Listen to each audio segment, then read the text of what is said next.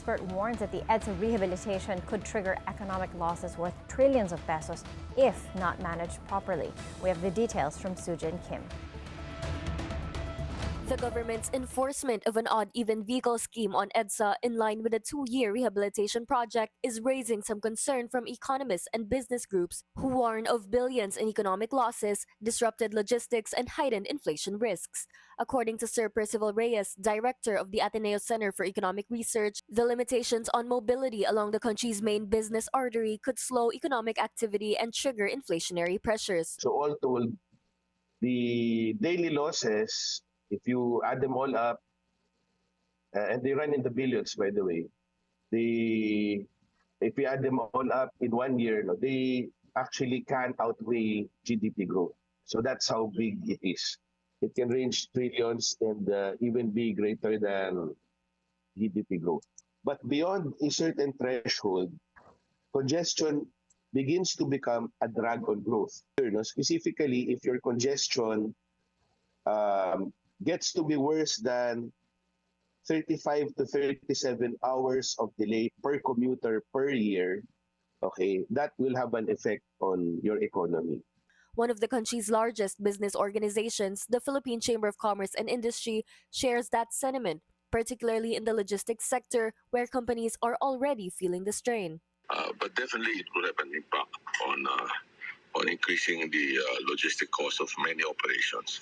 Many of the truck firms that I talk to, their productivity is almost cut to half, because on a day trip, on day they can only make one trip. So now we're delivering according to the advisory to do delivery at night, and that adds cost. Not only that the delivery, you pay more for the night's work, but also the warehousing and everything. You have to have people receiving those goods also.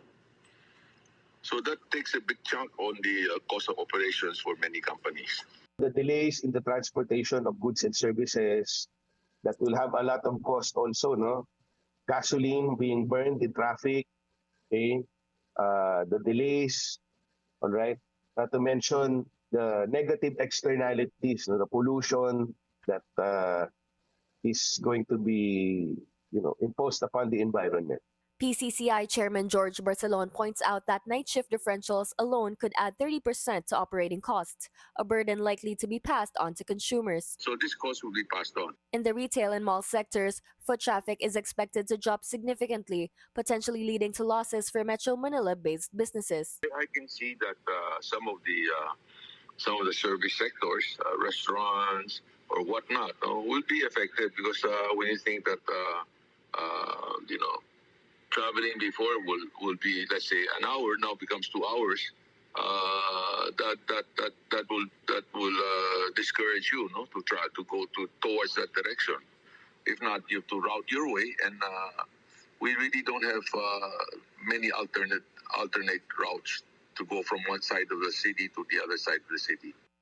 For economists, the long-term solution lies in decentralization, moving economic activity outside the capital region. Ultimately, economic activities, investments will be channeled outside Metro Manila so that we can ease the congestion therein.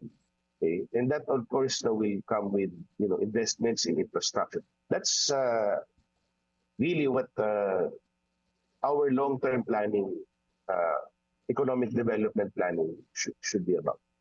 It's so improving the province. Another option is to reinforce remote work policies to mitigate the impact of daily commute disruptions. So I think much like what we did during the pandemic, we could probably consider having more flexible working hours, work from home schemes.